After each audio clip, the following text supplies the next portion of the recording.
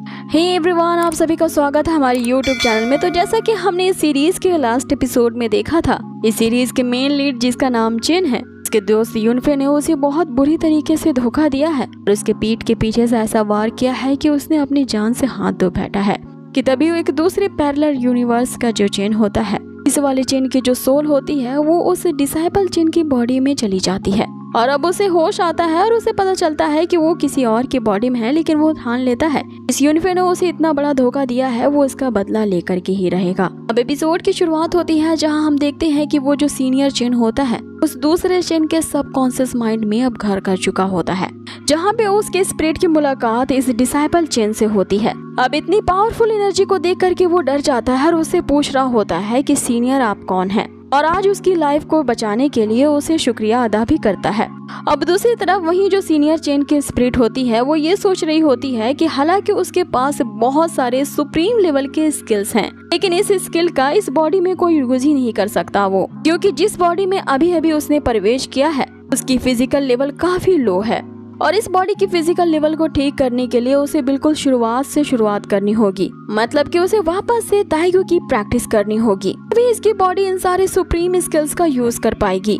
इधर दूसरी तरफ वो जो डिसाइपल चिन होता है वो उस स्पिरिट से पूछ रहा होता है कि आखिर आप कौन हैं और आपने आज जो मेरी जान बचा करके मुझ पे एहसान किया है, इसका बदला मैं आपको कैसे चुकाऊंगा। जिस पे सीनियर चिन की स्पिरिट उससे कहती है कि जबकि तुम्हारी जिंदगी मेरी दान की हुई है तो तुम उस टाइम का वेट करो जब तक कि मैं ताइक्वांडो का पूरी तरह से प्रैक्टिस ना कर पाऊँ, और उस ताइक्वांडो की प्रैक्टिस करने के बाद मैं एक सर्टेन लेवल पर पहुंच जाऊंगा। उसके बाद तुम्हारी ये बॉडी पूरी तरह से मेरी होगी। ये सारी बातें यहाँ चिन के सबकॉन्शियस माइंड में हो रही होती है और आगे का सीन जो हमें दिखाया जाता है वो रियल वर्ल्ड का था। चिन को इसी तरह से बेहोश पड़े हुए कई दिन बीत जाते हैं, जहाँ जियाना अब उसका ख्याल रखती है और मास्टर भी उसके लिए काफी परेशान थे। मास्टर यहाँ चिन की हालत देख करके समझ जाते हैं कि चिन जरूर कोई सच्चाई जान चुका था, इसीलिए इसे हमेशा के लिए खामोश करने के लिए इस पे जानलेवा हमला किया गया है। अब आगे मास्टर इसी बात का पता लगाने के लिए जियाना को ये कहते हुए वहाँ से निकल जाते हैं कि तुम अब आगे से चिन का ख्याल रखना। अब अगले सीन में मास्टर को हम किसी जासूस से जाके मिलते देखते हैं। वो जासूस यहाँ मास्टर को बताती है कि आजकल इस सिटी में बहुत सारे अजीब अजीब कारनामे हो रहे हैं और मुझे डर है कि वो तीनों सेक्ट जल्द ही लिंग्यून सेक्ट पे अटैक करेंगे, क्योंकि वो खास तरह की स्पिरिचुअल हेवनली बॉडी की तलाश में निकले हैं जो कि जियाना की है। वो तुरंत ही जियाना को लिंग्यून सेक्ट से ले जाने के लिए उस पे हमला करेंगे। अब अगले सीन में हम उन्हीं दो सेक्ट्स में से एक सेक्ट को देखते हैं जो कि लॉस्ट सोल वैली सेक्ट की ही एक मेंबर है। ये एक प्रोथल यानी वैश्यालय के करीब किसी बंदे को रिझा रही होती है और उसे अपने वश में इस तरह से कर देती है कि जब वो बंदा उस लड़की के करीब पहुंचता है तो वो इसकी गर्दन में अपने नोखिले पंजों से अटैक करती है और उसे शैतान में बदल देती है। आगे वो उसे कहती है कि सभी मर्द एक जैसे ही होते हैं, वो हमारे लॉस्ट सोल वैली की टेक्निक में आसानी से फंस जाते हैं। अब वो जो लड़की होती है वो उस बंदे से अटैक करवा रही होती है लियन सेक्ट के एक मेंबर पे। अब लियन सेक्ट का एक मेंबर वहाँ पे होता है जो उस बंदे को मारते हुए कहता है कि सारी औरतों की फितरत एक ही जैसी होती है,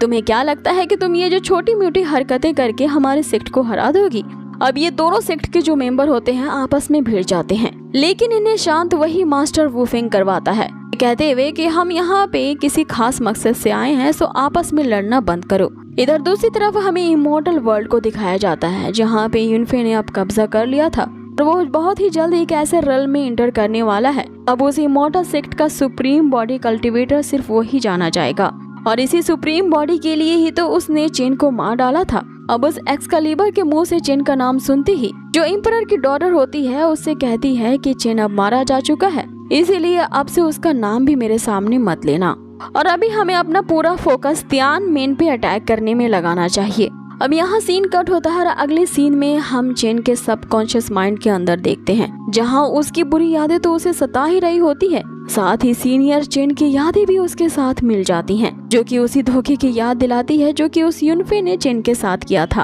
अब आगे इन सभी मेमोरीज से लड़ते हुए आखिरकार चिन को यहाँ पे होश आता है और वो उठते ही यहाँ जियाना के बारे में पूछता है कि तुम कैसी हो। कि इधर सीन यहीं पे कट होता है और हम देखते हैं कि वे दोनों सेक्ट लिंग्यून सेक्ट पे हमला करने के लिए अब आ पहुंचे थे। सबसे पहले यहाँ पे अटैक करने वाला वो लियन सेक्ट है जिसे सभी फ्लेम सेक्ट भी कहते हैं। इस फ्लेम सेक्ट के जो डिसाइपल्स होते हैं सभी के रेड पोशाक होते हैं और ये अपने झुंड के साथ वहाँ पे आ धमकते हैं लिंग्यून सेक्ट पे अटैक करने के लिए। और वो उनसे कहते हैं कि हम यहाँ किसी खास बंदी को लेने आए हैं। अगर तुम लोग कोई खून खराबा नहीं चाहते हो तो उस जियानो को हमारे हवाले कर दो, हम यहाँ से चले जाएंगे। अब इतना कहते हुए वो फ्लेम सेक्ट के बंदे आगे बढ़ जाते हैं अटैक करने को। दूसरी तरफ लिंगयुंग सेक्ट के जो डिसाइपल होते हैं इनका भी सामना करने के लिए आगे बढ़ते हैं कि तभी वहाँ पे फ्लेम सेक्ट का लॉर्ड हॉली अपीयर होता है, जो उनसे कहता है कि लगता है कि लिंगयुंग सेक्ट के लोग अपने दरवाजे पे आए हुए गेस्ट का अच्छे तरीके से वेलकम नहीं करते। तभी दूसरी तरफ से लिंगयुंग सेक्ट के मास्टर भी आ जाते हैं, जो उससे कहते हैं कि बिन बुलाए मेहमानों का हम स्वागत नहीं करते।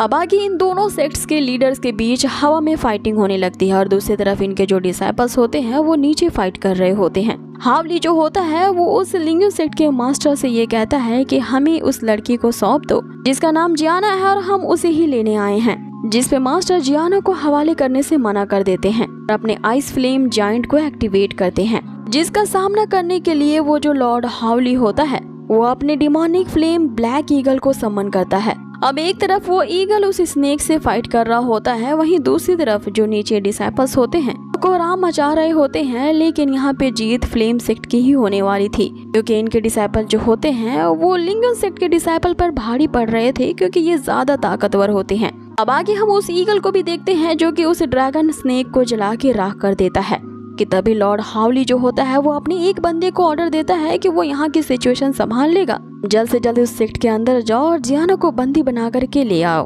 अब वो दो बंदे यहाँ जियाना को अगवा करने के लिए निकल पड़ते हैं। दूसरी तरफ जियाना यहाँ चेन की देखभाल कर रही होती है, तभी उस फ्लेम सेक्ट के दो बंदे वहाँ पे आ धमकते हैं और जियाना से उसका नाम पूछते हैं कि क्या तुम ही वो लड़की जियाना हो, जिसपे जियाना उनसे कहती है कि तुम्हारी हिम्मत कैसे हुई हमारे सेक्ट के इनर हाउस में इस तरह से आने की, जिसपे वो बंदे ये कहते हुए उसकी तरफ बढ़ने लगते हैं कि आज्ञाकारी बनते हुए हमारा कहना आसानी से मान लो, तभी तुम मुसीबत से बच पाओगी, वरना तुम्हारा अंजाम बहुत बुरा होगा। अब आगे जियाना को इस तरह से खतरे में देख चिन जैसे ही उसे बचाने के लिए उठ खड़ा होता है वो वहाँ पे गिर जाता है, जिसपे सीनियर चिन की स्पिरिट उससे कहती है कि अभी गुस्से को अपने काबू करो, अभी तुम अगर यहाँ पे उठे और तुम्हारी करंट स्टेट अभी ऐसी है कि तुम दूसरे को तो क्या अपने को बचाने के भी हालत में नहीं हो, जिसपे चेन उससे कहता है कि भले ही मुझे यहाँ कुछ भी हो जाए लेकिन मैं जियाना को प्रोटेक्ट करके रहूंगा, क्योंकि मेरे लिए वो कोई दूसरी नहीं है। आगे यहाँ चेन की हिम्मत की दाग देनी पड़ेगी, वो चलने की हालत में नहीं होता है, फिर भी उन दोनों बंदों को ये धमकी दे रहा होता है अगर तुमने जियाना को हर्ट करने की भी कोशिश की तो मैं तुम्हारा बहुत बुरा हाल करूंगा। बाकी वे बंदे चेन पे हमला करने के लिए फ्लेम सोल का इस्तेमाल करते हैं, लेकिन इससे पहले कि ये अटैक चेन पे लग जाता बीच में जियाना आ जाती है और वो इस अटैक से घायल होकर नीचे गिर जाती है, जिसपे वो दूसरा बंदा कहता है कि कहीं ये लड़की मर तो नहीं गई है। जिसपे दूसरा बंदा कहता है कि ये अगर मर भी जाए तो भी हमें इसकी बॉडी को ले जाने का ऑर्डर मिला है। अब आगे यहाँ चेन अपनी बची कुची शक्तियों से उन पे अटैक तो करता है, लेकिन जैसे ही वे बंदे यहाँ चेन पे दोबारा से काउंटर अटैक करते हैं चेन जमीन पे नीचे गिर जाता है। उसके अंदर जरा भी ताकत नहीं बची है, लेकिन फिर भी वो उठने की हिम्मत करता है। देख के सीनियर चेन की जो स्पिरिट होती है वो हैरान रह जाती है कि मॉडल के पास आखिर ये किस तरह की प्रेम भावना है। वो लाइफ एंड डेथ की इस दहलीज पे आकर भी हर तरह के पेन को इंड्योर करने की शक्ति रखते हैं। ये चेन की साहस की वहाँ पे तारीफ करते हैं, लेकिन आखिरकार हम चेन को देखते हैं जो कि फिर से बेहोश हो जाता है और अपने सबकॉन्शियस माइंड में जागता है और उसे पता चलता है कि अब उसके शरीर पे उसका कंट्रोल तो है ही नहीं। जिसपे सीनियर चेन की स्पिरिट उसे बताती है कि हालांकि तुम बहुत ज्यादा पावरफुल हो, लेकिन अभी तुम्हारे अंदर बहुत सारी इंजुरीज हैं और अगर इस हालत में तुम वहाँ पे लड़ाई करने गए तो तुम्हारी ये बची खुची बॉडी भी नहीं रहेगी और ये बॉडी अब से मेरी है, तो इस पे अब मेरा कंट्रोल रहेगा। तुम्हारी बॉडी मेरे लिए मात्र एक ऐसा इंस्ट्रूमेंट है जो कि मेरी सोल को होल्ड किए हुए है इस ह्यूमन वर्ल्ड में। अब यहाँ पे चेन को समझ नहीं आ रहा था कि वो मखौटे वाली स्पिरिट उससे क्या कह रही है। इस पे सीनियर चेन के स्पिरिट उसे समझाते हुए बताता है, लगता है कि तुम अभी तक नहीं समझे हो कि तुम पहले ही मारे जा चुके हो और तुम्हारी बॉडी से सोल अलग हो चुकी है और ये तो मेरी सोल थी जो तुम्हारी बॉडी को कैप्चर करने के कारण अभी तक जिंदा है और मात्र तुम इस बॉडी की भटकती हुई आत्मा हो जो वापस इस बॉडी में नहीं आ सकती। अब आगे यहाँ चेन को हम उसी हालत में पड़ा हुआ देखते हैं। ये बंदे जो होते हैं वहाँ से जियाना को किडनैप करते हुए ले जाते हैं। इधर सबकॉन्शियस माइंड में ये जान करके कि पहले ही उसकी मृत्यु हो चुकी है, एप्पल चेन जो होता है काफी ज्यादा घबरा जाता है कि वो मर चुका है और थोड़ी देर तक तो उसे समझ नहीं आता कि आखिर उसके साथ क्या हुआ है। जिसपे सीनियर चेन की स्पिरिट उसे बताती है कि तुम्हारी कॉन्सिक्वेंसेस बस इसीलिए अभी तक जागी हुई है क्योंकि मैंने अब तक तुम्हारी बॉडी को फुली ग्रैस्प नहीं किया है। मैं जैसे ही ताकियों की प्रैक्टिस करके एक सर्टेन लेवल पे पहुंच जाऊंगा उस वक्त तुम्हारी पूरी बॉडी पर सिर्फ मेरा ही कंट्रोल होगा। तब तक तुम सिर्फ इस बॉडी की एक भटकती हुई आत्मा हो। आगे वो स्पिरिट उसे बताती है कि वो अब ताइक्यू प्रैक्टिस के फर्स्ट लेवल पे पहुंच चुका है। अब थोड़ी ही देर में उसकी बॉडी पे उसका पूरा कंट्रोल होगा। इसके बाद इस डिसाइपल वाले चिन का कोई अस्तित्व ही नहीं रहेगा। अब यहाँ वो जो डिसाइपल चिन होता है इस बात को एक्सेप्ट कर चुका होता है कि वो मर चुका है, लेकिन वो सीनियर से बस इतना कहता है कि जब तुम मेरी बॉडी को टेक ओवर करो तो बस मेरी तुमसे एक ही गुजारिश है, मेरी जो फ्रेंड जियाना है उसे बचा लो और प्रॉमिस करो कि तुम जियाना के साथ कुछ भी बुरा नहीं होने दोगे। जिस पे सीनियर चिन की स्पिरिट उससे कहती है कि तुम्हारी औकात ही नहीं है कि तुम अभी मेरे साथ किसी पोजीशन में हो कि कोई डील कर सको। चाहे तुम मानो या ना मानो, मैं तुम्हारी बॉडी को कंट्रोल करके ही रहूंगा। अब जैसे ही वो उसकी बॉडी पे कंट्रोल करने वाला होता है, यहाँ पर डिसाइपल चिन का आत्मविश्वास इतना होता है वो उसे ऐसा करने नहीं देता। वो बस एक ही रिक्वेस्ट उससे किए जा रहा होता है कि वो जियाना को किसी तरह से प्रोटेक्ट कर ले। अब आगे जो सीनियर चिन होता है उसे कोई जवाब नहीं देता, इसीलिए अपनी बची कुछ शक्तियों को समेटते हुए जो डिसाइपल चिन होता है उस सीनियर वाले चिन को सप्रेस करते हुए फिर से उठता है। जब तक उसके पास आखिरी सांसें हैं इनमें वो जियाना को हो सकता है बचा ले। अब आगे हम देखते हैं कि वो दोनों बंदे यहाँ जियाना को ले जा रहे होते हैं। इन्हें उसी सेक्ट का एक मोटा डिसाइपल देख रहा होता है। यहाँ चिन उन्हें रोक लेता है और उस मोटे डिसाइपल को कहता है कि वो जियाना को यहाँ से लेकर के कहीं दूर चला जाए। अब आगे वो मोटा बंदा जियाना को लेकर के वहाँ से चला जाता है। इधर ये दोनों फ्लेम सेक्ट के जो बंदे होते हैं वो यहाँ चिन को काफी ज्यादा मारने लगते हैं, जिसपे अंदर वाले स्पिरिट को ये लगता है कि अगर ये चिन इसी तरह से मार खाता रहा तो अभी अभी जो इसने नई बॉडी में प्रवेश किया है ये बॉडी पूरी तरह से डिस्ट्रॉय हो जाएगी। इस पे चिन उसे कह रहा होता है कि तुम मुझे प्रॉमिस करो कि तुम जियाना को कुछ नहीं होने दोगे, अभी मैं अपनी बॉडी को तुम्हें एक्वायर करने दूंगा। आगे यहाँ डिसाइपल चिन बार बार उससे रिक्वेस्ट कर रहा होता है, जिसपे वो सीनियर चिन उससे कहता है कि अगर तुम इसी तरह से जिद पे अड़े रहे और अपने कॉन्सिक्वेंसेस को मुझे नहीं सौंपेगे तो हम दोनों ही यहाँ पे साथ में मारे जाएंगे। लेकिन डिसाइपल चिन उससे बार बार कर रहा होता है कि पहले मुझे प्रॉमिस करो।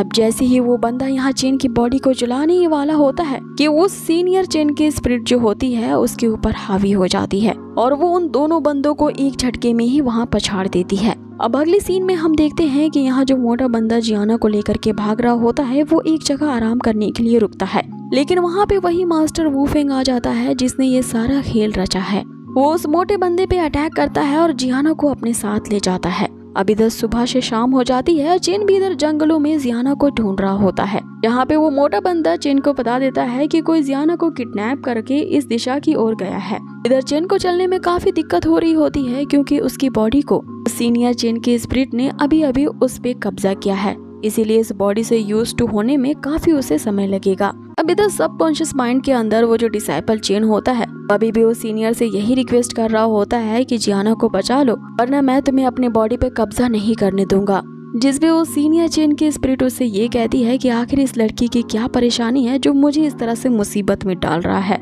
आगे वो जियाना को बचाने के लिए उसी मास्टर वू फेंग की तरफ जाता है जो कि अपना वेपन निकालकर पहले से तैयार था उस पे अटैक करने को। अब आगे सीनियर चिन के स्पिरिट के पास उससे फाइट करने के लिए कई सारे वेपन्स होते हैं, जिनमें से वो एक सुप्रीम मैजिक मास्क का यूज करता है, ये कहते हुए कि तुम्हें हराने के लिए मेरा तो ये मास्क ही काफी है। अब आगे उस मास्क को पहनते ही चिन में जैसे एक ऊर्जा की लहर दौड़ पड़ती है और उसकी स्पीड इतनी ज्यादा सुपर फास्ट हो जाती है कि वो उस मास्टर वू फेंग के हर एक अटैक को आसानी से डॉज कर लेता है। अब आगे वो जो डिसाइपल चिन होता है उस स्पिरिट को थैंक्स कहता है उसकी मदद करने के लिए, जिसपे सीनियर स्पिरिट उससे कहती है कि अभी सेंटिमेंटल होने का टाइम नहीं है क्योंकि मुझे इस पे फोकस करना है कि मेरी ये नई मिली बॉडी को कोई हर्ट ना हो जाए। अब आगे उस वू फेंग से लड़ते हुए यहाँ पे जो चिन की बॉडी में एक छोटा सा कट लग जाता है, जिसपे स्पिरिट उससे कहती है कि तुम्हारी ये मॉर्टल बॉडी तो काफी वीक है क्योंकि एक छोटे से अटैक से इंजर्ड हो गई है, लेकिन कोई बात नहीं, अब जबकि मैं वापस से एक मॉर्टल बन चुका हूँ तो इस तरह की फाइटिंग को एक्सपीरियंस करने का काफी लंबे टाइम के बाद मौका आया है। अब आगे इन दोनों के बीच हमें एक शानदार फाइट को दिखाया जाता है। इसी फाइट के दौरान हम देखते हैं कि सीनियर चिन की जो स्पिरिट होती है वो अपने ताइक्यू प्रैक्टिस के सेकेंड लेवल पे अब पहुंच चुका है, जिससे वो एक और तरह के सुप्रीम स्पिरिचुअल स्किल को एक्वायर कर सकता है और इस बार वो अपने दूसरे वेपन यानी कि डेविल हैंड को समन करता है। ये टेंटिकल जैसे हैंड होते हैं जो कि बाहर निकलते ही उस मास्टर वू फेंग को अपने गिरफ्त में ले लेते हैं और उसे ऐसा धर दबोचते हैं कि उसका सांस लेना मुश्किल हो जाता है। आगे जो चेन होता है वो उस वू फेंग से कहता है कि हालांकि मेरा ये जो डेविल हैंड है वो मेरे सुप्रीम लेवल का एकदम एलिमेंट्री स्किल है, मीन्स कि वहाँ का सबसे छोटा मोटा स्किल है और मात्र इसी के यूज से तुम्हारी ये हालत हो गई है, तो इसे तुम अपना एक ऑनर समझो, क्योंकि तुम इस सुप्रीम स्किल से मारे जाने वाले पहले ह्यूमन होंगे जिसने पहली बार इस तरह का एक्सपीरियंस किया होगा। अब आगे जो वो वुफेंग होता है वहाँ से निकलने की कई कोशिशें करता है और ये पूछ रहा होता है कि आखिर तुम्हारी असलियत क्या है और तुम कौन हो,